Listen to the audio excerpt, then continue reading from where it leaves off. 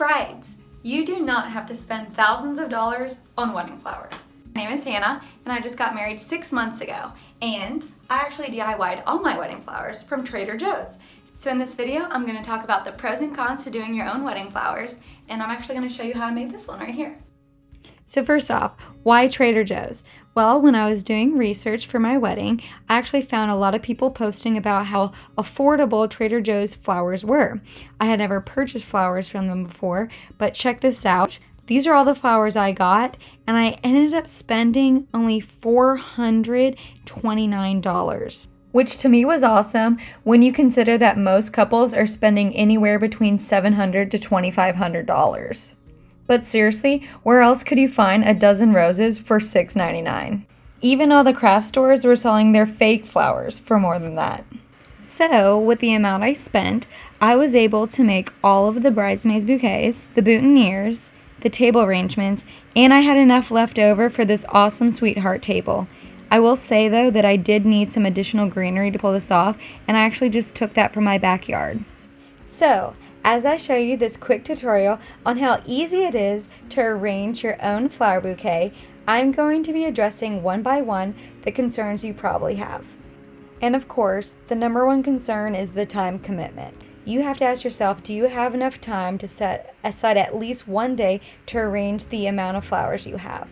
Because yes, arranging one flower bouquet, that's not hard, but it does add up. So if you are arranging a ton of flowers the week of your wedding, you just have to decide if you're willing to do that, because you can save a ton of money doing it yourself, but you will need to set aside at least one day. But here's the good news, you definitely do not have to do this the day before your wedding. I actually arranged my flowers 4 days before my wedding, and a lot of people do it even before that. So that actually leads me to the second concern that most people have, which is how long can you get flowers to last? So when I was doing my own research, I stumbled upon this amazing florist named Gaffney, and honestly, I credit him for the reason I felt confident enough to do this on my own, and I'm just gonna let him address this because he knows what he's talking about. So, first of all, how do you get flowers to last 3 times as long? People used to come in my flower shop all the time, and they'd say, you know those flowers I bought 2 weeks ago? And I would say, yes. And they'd say, are they ever gonna die? And I would say, be patient, my child. So how do you get flowers to last longer? Number one, if you want them to last really long, submerge the whole thing underwater in a sink or a tub or whatever. Underwater, bloop. I told this on Martha Stewart Radio the other day. Bloop, bloop, bloop, bloop, bloop, bloop, bloop. Underwater, and that water will enter through the bark, the surface, the leaves. What flowers do is this. Drink and evaporate out the surface, right? So you hydrate them that way instead of through the stems. The second thing to do is buy a product called Crowning Glory. It's by Floralife. It's a spray. We're going to have some today that you spray on. It's wax in a bottle. You spray it on, and it seals the surface so that your flowers can't dehydrate. Number 2. Number 3, put some bleach in the water. 3 or 4 drops of bleach in an average vase will stop the bacteria growth from killing this. Number 4, cut a few inches off every 3 or 4 days, because even with the bleach, it still develops bacteria. So the more, every once in a while, cut it off. But I'm telling you, these are all water with a little color on top, just like you are. That's why your doctor tells you to drink 8 glasses of water a day. Water is life. The more water you put in these, the longer they're going to live. Got it? So the longer you can keep them hydrated, the longer that the flowers will last. And of course, his techniques absolutely worked. The Crowning Glory tip was a lifesaver. My flowers looked super gorgeous and fresh the day of my wedding. But I have to give credit to my mom because she actually was the one who was changing out the water. She cut the stems, she sprayed them with Crowning Glory. She did all of that behind the scenes, and I will have to say, if you don't have someone willing to do that, I don't actually think I would recommend going down this route. So, the next major concern is transportation. You have to have a way to transport all of these flowers to your venue. The good thing about Trader Joe's is that their flowers are affordable, but the bad thing is that they do not deliver. So you do have to have a way to pick up your flowers the day that you're going to order them. And you also have to transport them to wherever you're going to arrange them. And if you don't arrange them at the venue, you're going to have to transport them again. To make it easier though, Trader Joe's does let you have as many black buckets filled with water as you need, just like the one you see here. So what we did is we actually put those black buckets inside larger plastic tubs just to add some more protection, and it just helped all the buckets from moving around and from falling over. So, how do you place an order with Trader Joe's? Well, before you place your order, you actually need to know what flowers you're going to buy. So what I did is I actually purchased the Crown and Glory first. As soon as that arrived, I headed over to Trader Joe's and I looked around and I picked out a few flowers that I liked, and then I just went home and I played around with them.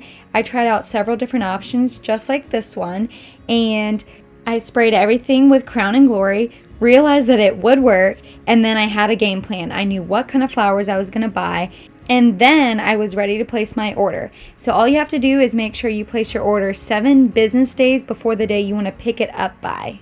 And you can place this order in person or over the phone. I actually just did mine over the phone. But the most important thing is that you need to make sure you talk to someone early on just to make sure that they actually will have the flowers that you like the month that you need them, because Trader Joe's does carry seasonal flowers, so you just need to make sure and double check with them. Also, it's important to note that yes, you can go into Trader Joe's and you could just grab some flowers, but these are flowers that have already been on the floor.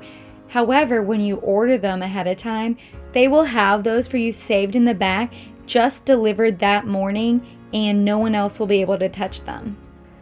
So now that we have all those major concerns out of the way, here's another great tutorial that I use by Michael Gaffney that shows us how to design flowers correctly. Today we're going to do a very simple DIY bridal bouquet. It's called Open the Gate. If you're right-handed, I want you to do this right now. Bend your wrist slightly and open the gate. That's called opening the gate. If you're left-handed, you're going to take your right hand and open the gate. That's the one technique to doing this whole bouquet. See how easy my job is? I'm going to start with my one rose. I'm going to hold it about an inch away from the top. I'm going to take a second rose. I'm going to open the gate, pull it through the gate, close the gate, reach down here and turn it. I'm going to take another rose, open the gate, pull it through the gate, reach down here and turn it. If you hadn't come to my school, you would be doing this, wouldn't you? I know you would. You'd be stacking them. No, you want to pull them in towards your body and bring it down. Pull it in towards through the gates. It's over the front gate and underneath the second gate, and close your hand. I'll make sure to link his full video in the description below. But yeah, those tips are how I made this. Now all that's left to do is to wrap it with wire, then wrap it with floral tape, and then you're going to pin whatever ribbon you choose down, wrap it around, and then you're going to finish it off with another pin. Now, I actually don't recommend wrapping it with ribbon until you're closer to your wedding, just so that you don't ruin the ribbon with the water. And finally, spraying it with Crown and Glory. You're going to spray that all over to seal in the moisture. And one thing I forgot to show was me cutting the stems off at the bottom to make it even. I do recommend getting professional shears because the stems are hard to cut off with regular scissors. Now, let's fast forward time and see what these look like.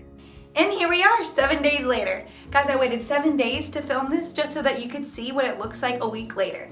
This is just to show you that you can do this, and honestly, if I can do it, you can do it, because I had never made a bouquet in my life before. Watching Michael Gaffney's tutorials really helped, made me feel confident, and I really recommend at least just going to Trader Joe's, picking up a few flowers, testing it out, and seeing how you feel about this, because honestly, I saved so much money and it was worth it. I had a lot of fun doing it, and it wasn't too stressful because I made it days before, and I really recommend it. All right, hope this was helpful, and good luck. Make sure to check out the description below for other helpful information. Also, check out my channel for more wedding DIY tutorials.